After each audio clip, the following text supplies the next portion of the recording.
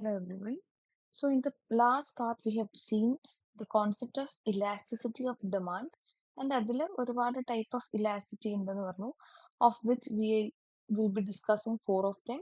അതിൽ we have already discussed the price elasticity of uh, demand and we need to discuss the rest of them. We'll be discussing it now. Price elasticity, degrees of price elasticity also we have learned. Now we'll see next type of elasticity, income elasticity of demand. അതായത് income കൂടുന്നതിനനുസരിച്ച് എങ്ങനെ demand കൂടും അല്ലെങ്കിൽ കുറയും എന്നുള്ളതാണ് എന്ത് income elasticity of demand. ഇവ equal to percentage change in quantity demanded by percentage change in income. It measures the responsiveness of quantity demanded to change in income of consumer. ഈ elasticity of income നാല് kind, അതായത് ഓരോ ഗുഡ്സിനും ഓരോ പോലെയാണ്. അപ്പൊ ഇതിനകത്ത് നമുക്ക് മെയിൻ ആയിട്ട് നാല് കൈൻഡ് ഓഫ് ഗുഡ്സിന്റെ കേസ് നോക്കാം. നോർമൽ ഗുഡ്സിന്റെ കേസിൽ elasticity will be greater than zero.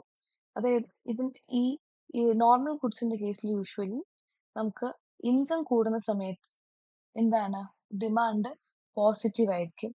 ഓരോരുത്തരുടെ ഇൻകം കൂടുന്നതിനനുസരിച്ച് നമ്മൾ നോർമൽ ഗുഡ്സിന്റെ യൂസ് കൂട്ടിക്കൊണ്ടേയിരിക്കും. In the case, if EY is greater than 1, the good is considered a luxury item. As the percentage change in quantity demand is proportionally greater than percentage change in income. അതായത് income കുറച്ച് കൂടുമ്പോഴേക്കും അതിന്റെ demand ഒരുപാട് കൂടുകയാണെങ്കിൽ that will be luxury and will be greater than 1. In inferior ഗുഡ്സിന്റെ കേസിൽ income elasticity of demand usually negative അല്ലെങ്കിൽ it will be less than 0.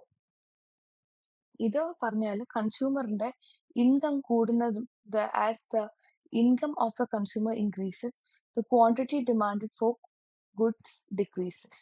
So അതുകൊണ്ട് തന്നെ it will be negative in nature. In the case of necessities, necessity അതായത് നമുക്ക് ആവശ്യകരമായ സാധനങ്ങളുടെ കേസിൽ elasticity of demand positive ആണ്, പക്ഷേ ലെസ് ദാൻ 1 ആണ്. അതായത് these are the goods for which the percentage change in quantity demand is less than the percentage change in income. Income change ചെയ്താലും demand change ചെയ്യും, പക്ഷെ അത് വളരെ ചെറിയ രീതിയിലായിരിക്കും, ബിക്കോസ് അത് നെസസിറ്റി ആണ്, നമുക്ക് ആവശ്യമുള്ളതാണ്. ഇനി വെബ്ലൻ ഗുഡ്സിന്റെ കേസിൽ Veblen means luxury items. Luxury ഐറ്റംസിന്റെ കേസിൽ these are the goods for which demand increases as price increases. Price കൂടുന്ന സമയത്ത് അല്ലെങ്കിൽ ഒരു കൺസ്യൂമറിന്റെ ഇൻകം കൂടുന്ന സമയത്ത് അയാളുടെ ഡിമാൻഡ് ഈ ഗുഡിന്റെ മേലുള്ള ഡിമാൻഡ് കൂടും. ലക്ഷറി വാച്ചസ്, ലക്ഷറി കാർസ് ഒക്കെ നമുക്ക് ഇതിന്റെ എക്സാമ്പിൾസ് ആയിട്ട് കണക്കാക്കാം. Okay, that's all about income elasticity. Next we will see advertising elasticity. അതായത് അഡ്വർടൈസിംഗ് കൂട്ടുമ്പോഴും കുറയ്ക്കുമ്പോഴും ഡിമാൻഡ് കൂടുകയാണോ കുറയാണോ ചെയ്യുന്നത്. അഡ്വർടൈസിംഗിലൂടെ എങ്ങനെ ഡിമാൻഡിന്റെ ചേഞ്ചസ് പ്രതിഫലിക്കുന്നു, അഡ്വർടൈസിംഗ് ചെയ്തിട്ട് കമ്പനിക്ക് കാര്യമുണ്ടോ ഇല്ലയോ എന്നൊക്കെ അറിയാൻ വേണ്ടിയിട്ടുള്ളതാണ് advertising elasticity. EAD equal to percentage change in quantity demand divided by percentage change in advertising expenditure.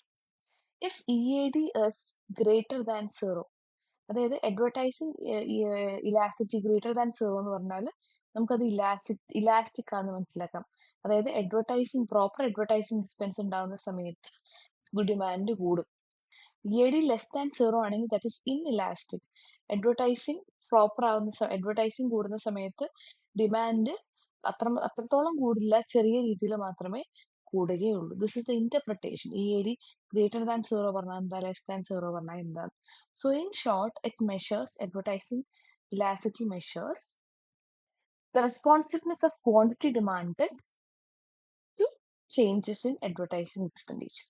അഡ്വർടൈസിംഗിൽ നമ്മൾ സ്പെൻഡ് ചെയ്യുന്നതിനനുസരിച്ച് ഡിമാൻഡ് കൂടുന്നുണ്ടോ കുറയുന്നുണ്ടോ എന്നൊക്കെ അറിയാൻ പറ്റുന്നതാണ് advertising elasticity.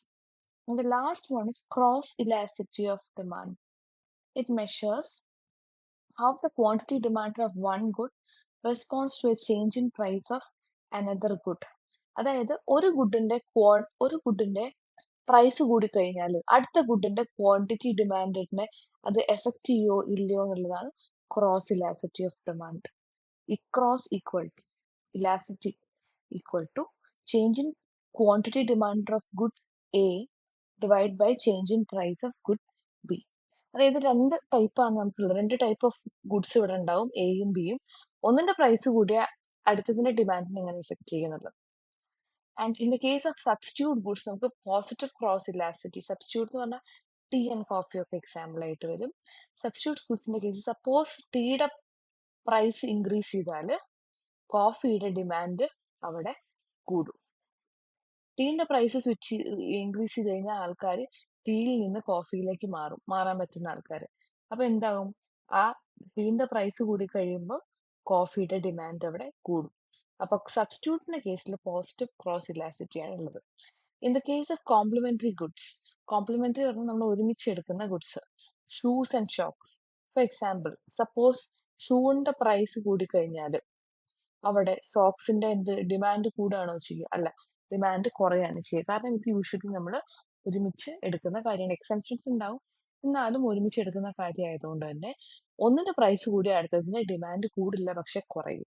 സോ കോംപ്ലിമെന്ററി ഗുഡ്സിന്റെ കേസിൽ we have negative cross elasticity. This is all about cross elasticity and different types of elasticity of demand. Now, elasticity എന്തിനൊക്കെ നമുക്ക് help ചെയ്യും എന്നുള്ളതാണ്. It helps in price setting for business. അതായത് ഓരോ എക്കോണമിയിൽ നടക്കുന്ന കാര്യത്തിന്റെ ചേഞ്ചിനനുസരിച്ച് demand കൂടുന്നുണ്ടോ കുറയുന്നുണ്ടോ എന്നുള്ളത് നോക്കാൻ സഹായിക്കും. അതുകൊണ്ട് തന്നെ ഇത് അതിനനുസരിച്ച് പ്രൈസ് സെറ്റ് ചെയ്യാനും അതിലൂടെ തന്നെ റവന്യൂ ബിസിനസിന്റെ കൂട്ടാനും സഹായിക്കും. അതുപോലെ തന്നെ it helps to know the consumers behaviour, എങ്ങനെ കൺസ്യൂമർ റെസ്പോണ്ട് ചെയ്യുന്നുള്ളൂ എന്നുള്ളത് പഠിക്കാൻ വേണ്ടി സഹായിക്കും. And on the base of that it helps in planning for future.